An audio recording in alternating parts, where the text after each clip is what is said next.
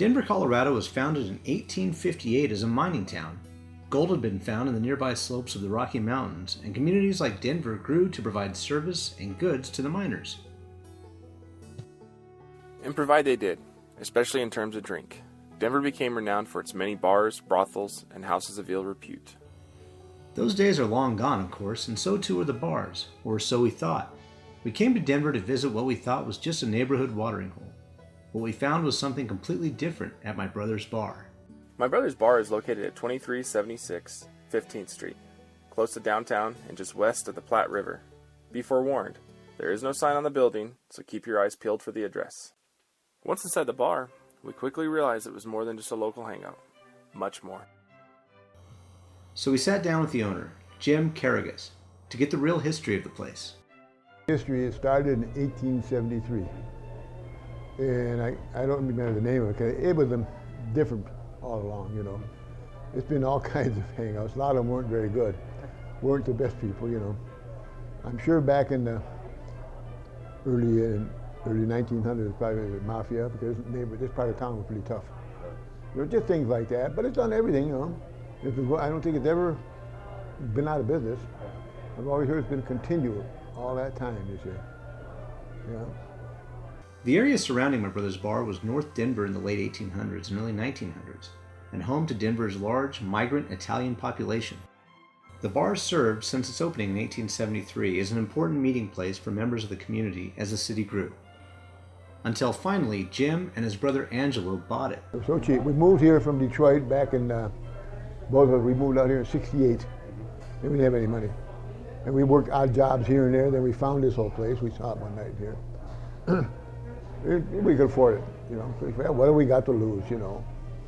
And we didn't even know what it looked like outside because we bought it at night. We came here at 8 o'clock on a Monday night. There was nothing going on, nobody in the place or anything for about an hour or so. We made a deal that night. We came back the next day to look around, and we said, holy mackerel, look around how bad it was.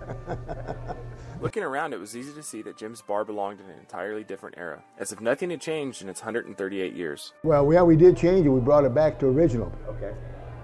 Yeah, because it was really a dump when we bought it. Yeah. Oh, it was terrible, believe me. Old beat up lights hanging, the lights didn't even match, you know what I mean? When one would burn out, they would break down and they just put another one up. Then, Jim and Angelo found a picture of what the bar looked like in the early 1930s, and they quickly realized its potential. And we saw that, we started working on it, you know, just like these benches here, we put these in, they're old church pews, you see, and things like that we've done. Nothing really new. Right. No, everything we did, we just picked them up here and there when they were tearing a building down or something. We'd go over and see what they had and things like that, you know. Through the years, their hard work and determination paid off, making the two brothers and their bar an integral part of the city of Denver. To give us some insight about the bar's place in the city and beyond, we sat down with Jimmy, bartender and 18-year veteran of my brother's bar. You don't see this place west of Chicago. You know, I get people in here all the time from Chicago, Boston, New York City, Philly, and they go, I got a place like this in my neighborhood. Yep. Well, this is the neighborhood place for 1,500 square miles around. Yeah.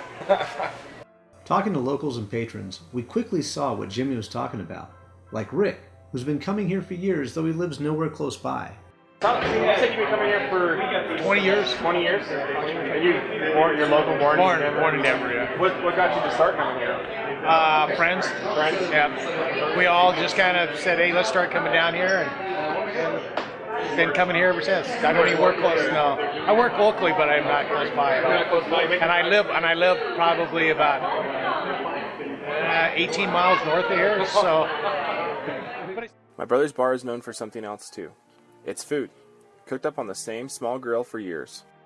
For the last 41 years, it has survived on cheeseburgers, hamburgers. Best thing here is those burgers.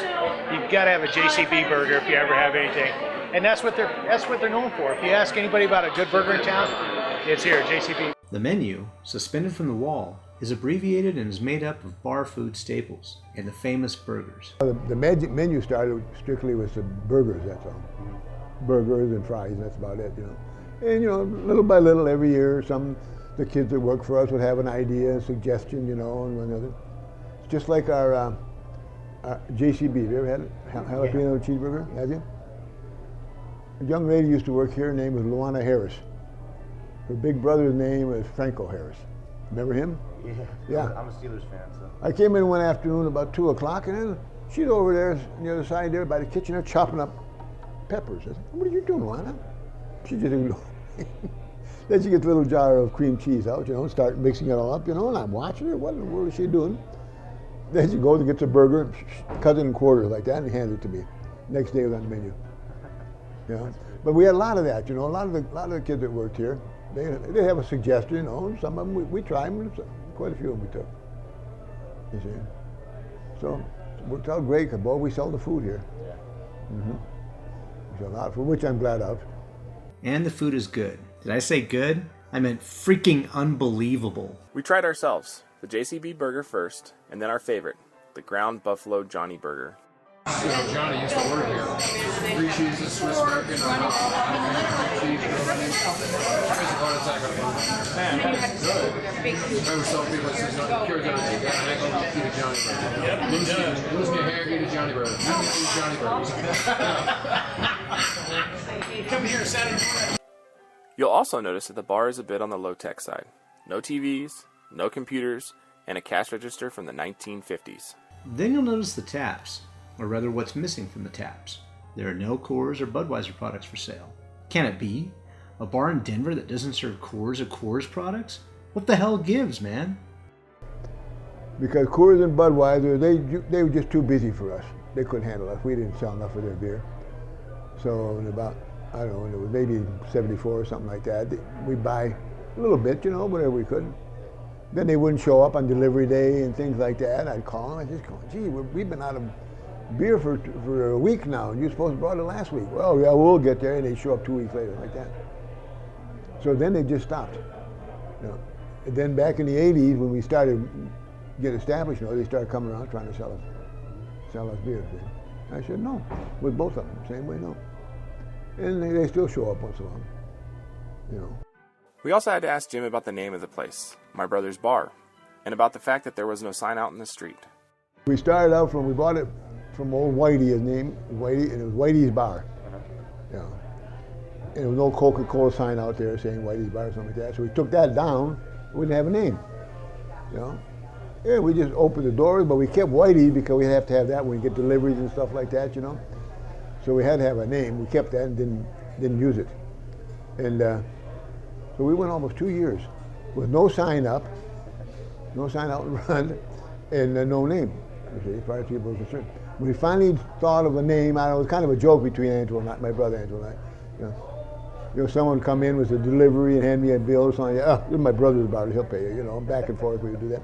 Finally dawned on us, that's a good name, maybe we should. And we did. And we decided not to put a sign up because we did it for 2 years without a name up there, so why start now? Right. And we've never put one up.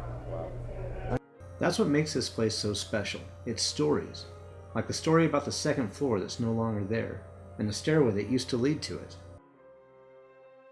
Or the story about Jack Kerouac and David Cassidy, hanging around the bar, boozing it up on their way to California.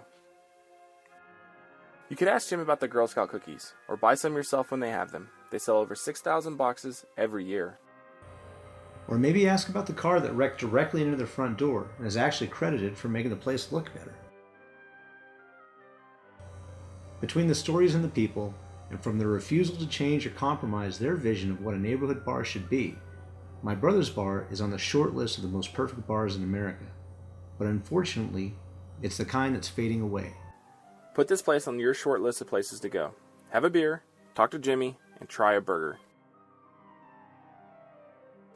Just get there before it fades away.